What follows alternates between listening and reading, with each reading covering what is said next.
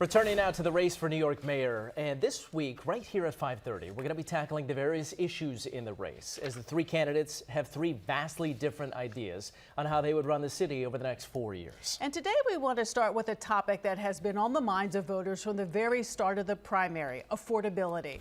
Eyewitness News anchor Bill Ritter sat down with all of the candidates and takes a look at how each will make the city more affordable for New Yorkers.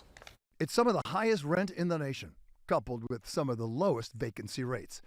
Childcare that can cost upwards of $20,000 a year.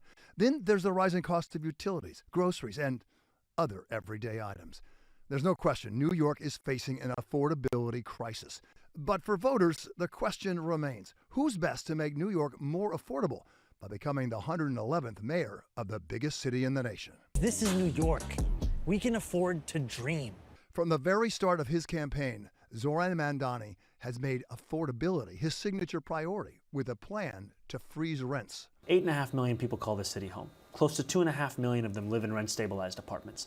The city has the power to freeze the rent for those apartments. The mayor has used that power to increase the rent by more than 12%. So one way that you make life more affordable is you freeze the rent for 4 years and you say the rent you're paying now is the rent you're going to pay next year. He also wants to build 200,000 new affordable housing units over the next 10 years.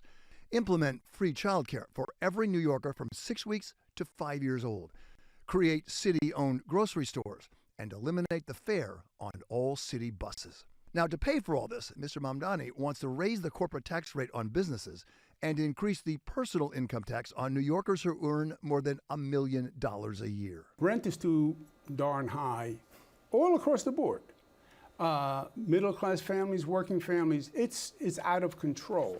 For Andrew Cuomo, a former Secretary of Housing and Urban Development under President Clinton, the answer to making New York more affordable centers around development. We're going to look at sites all across this city, private sites, public sites, city-owned sites, partner with the faith-based community, and we're going to build, I want to start in the first 100 days, 80,000 units.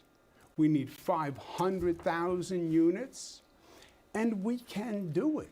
Mr. Cuomo is also calling for capping property taxes at 2% for struggling homeowners, ending taxes on tips, and raising the real estate transfer tax threshold to $2.5 million to make it easier to purchase a home. I'm worried about the blue-collar working-class people in the city who can't run away like billionaires. Calling himself the working-class candidate, Curtis Sliwa has proposed repealing the so-called City of Yes zoning policy and instead give that power back to local communities. He also wants to convert vacant office buildings into housing units and push to cap annual property tax increases at 2%. And the one thing you can control, the property tax, and cutting this extraordinary budget of $118 billion that is growing by the day. Cutting the Department of Education by $10 billion, exploded. Cutting the Department of Buildings, which is corrupt and inefficient and stifles growth.